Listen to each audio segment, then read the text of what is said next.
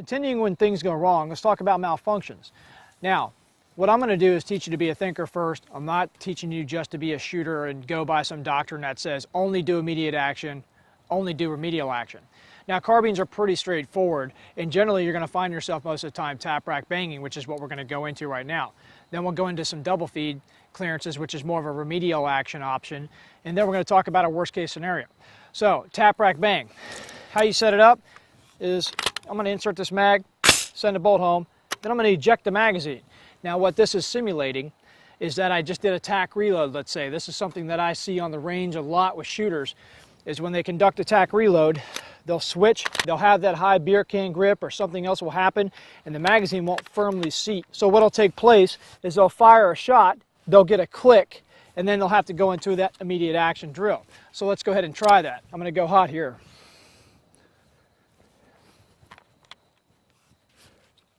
I'm going to fire one. I'm going to attempt to fire the second round, and I get a click.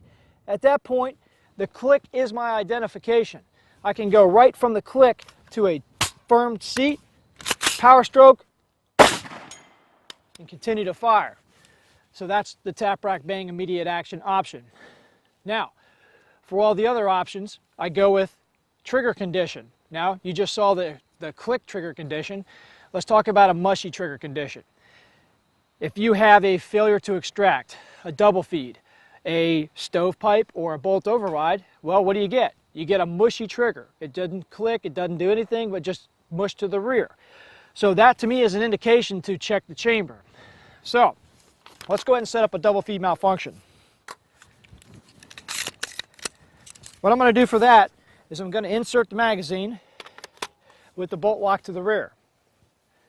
I'm then going to take the bullet that I just ejected out, and I'm just going to set it right on top of the magazine. Now I'll send the bolt home. So what you have here is two bullets fighting for the same space, or the chamber. Alright, so here's what's going to happen here. I'm going to take the safety off, and I'm going to attempt to fire. That's what I mean when I say mushy trigger. So when you go into the technique, I'm going to attempt to fire, mushy trigger. This is where I will ID the chamber by simply rolling. I didn't take it out of my shoulder, I just simply roll. And right here, I can identify any of those malfunctions and correct it with the right action.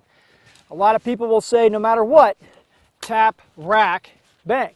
Well, let me give you an example. If I tap, rack, bang this double feed malfunction right here, let's try it.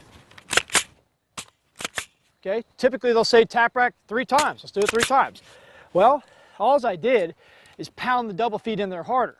And I did 3 excessive or waste movements, where I could have just identified and immediately locked the bolt to the rear and stripped. Okay?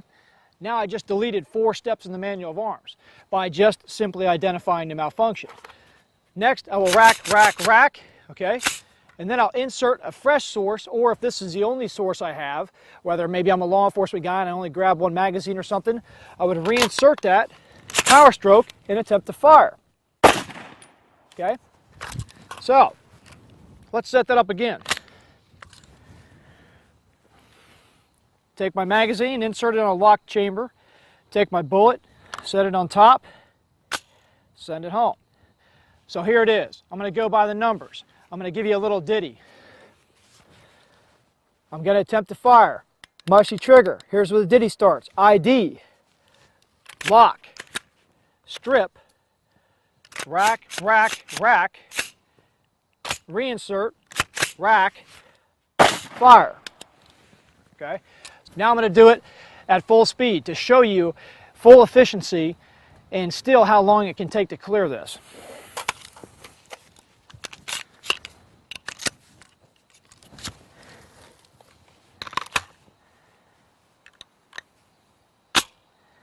All right, so here we go.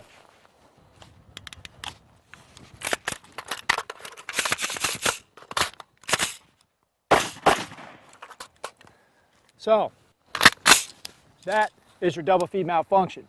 You can see, even going as efficient as I could, it still took me about 4 to 5 seconds to clear that malfunction. So now imagine that under serious stressful conditions. Or if you're on a competition range and that happens and that clock's still running, you got to get that thing cleared as quick as possible so you can catch back up. So remember the ditty?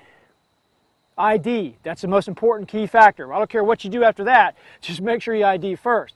But if you can remember the ditty, lock, strip, rack, rack, rack, gas it up and go. That's it. Now, let's talk about worst case scenario. I'm going to go ahead and set up a malfunction where we call it a bolt override. Okay? Basically what happens is the casing, I'm going to insert it from the bottom of the magazine well. This is a rare malfunction, but it does happen. So basically what I'm doing is I just dropped it in backwards. So now the round is in between the charging handle and the bolt face. Okay? So what happens here, the problem, and watch what I do with the charging handle.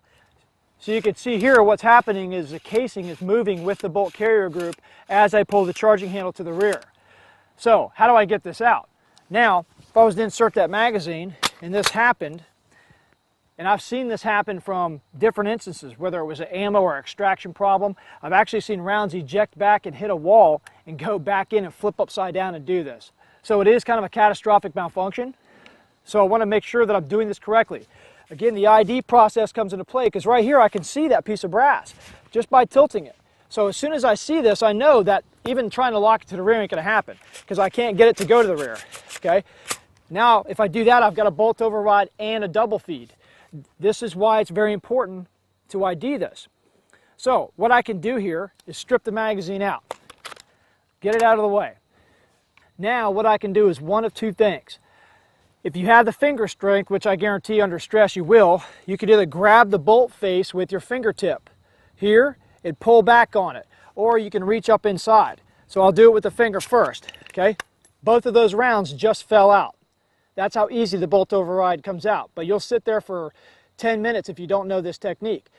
Pull your finger out, let it go home, insert that fresh source of ammo, power stroke, fire. Okay? Now, what you can also do, I'll set it up really quickly again, dropping that round in there backwards, send the bolt home, is you could take your finger, preferably your longest one, the middle finger, and stick it up inside the magazine well once you strip the source out. And pull it back like that. See how easy the casing just came out. Make sure you pull your finger out quickly so it doesn't get chopped off. So that's your worst case scenario malfunction that I've watched people have and look at it and go, I can't even figure this out, because they sit there and they try to pull that charging handle and they do everything in their power. So, simple technique, finger method from either the side, the ejection port cover, or up underneath inside the mag well to clear that possible catastrophic malfunction.